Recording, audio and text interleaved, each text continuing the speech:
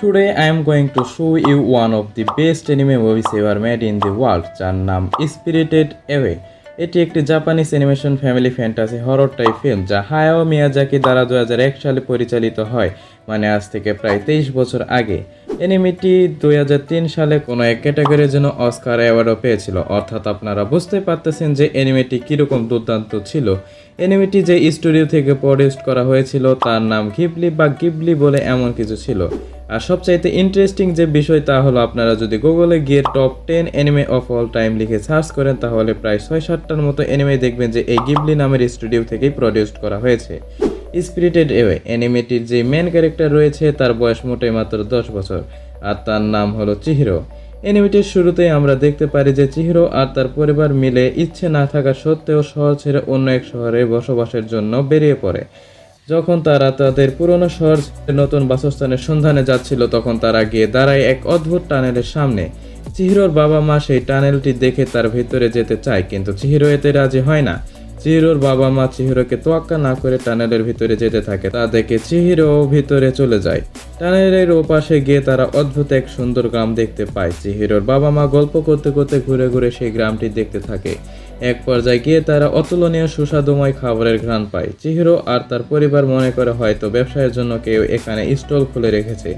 গ্রান্টির পিছু নিয়ে তারা সেই স্টলের সামনে চলে আসে আর এসে দেখে যে পুরো পার্কের মধ্যে শুধুমাত্র তারা ছাড়া আর কেউ নেই, কিন্তু পুরো স্টলের খাবারে ভর্তি, আর স্টলের মধ্যেও কেউ নেই। চিহিরো এত সব কিছু নোটিস করার পর বলে আমাদের এখান থেকে যাওয়া উচিত, কিন্তু তার বাবা মা তার কথা শোনে না এবং এই সব খাবারগুলো দেখে তারা তাদের লোভ সামলাতে না পারে এইসব খাবার খাওয়া শুরু করে দেয়। আর চিহিরোর বাবা বলে যে স্টোরের মালিক যখন এখানে চলে আসবে তখন আমরা যা খেয়েছি তার দাম দিয়ে দিব।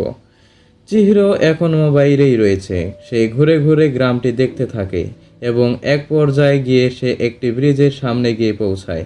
আর সেখানে গিয়ে চিহিরো একটি ছেলেকে দেখতে পায় যার নাম হাকু। হাকু চিহিরোকে দেখে অনেক অবাক হয়। হাকু চিহিরোকে বলে তোমার এখান থেকে যাওয়া উচিত, তোমার এখানে থাকা উচিত নয়। আর ইতিমধ্যে দেখতে পারি যে আমরা একদিন পেরোয় রাত হয়ে গিয়েছে। হাকু বলে তুমি যদি বাঁচতে চাও তাহলে তোমাকে নদী পার হয়ে পালাতে হবে।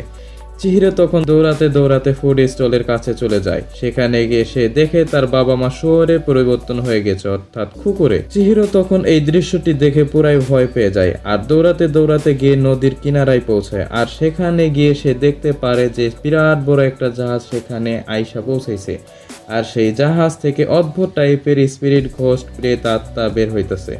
আর ইতিমধ্যে সে নিজেও ফিল করতে থাকে যে সেও ভূতে পরিবর্তন হয়ে যাইতেছে।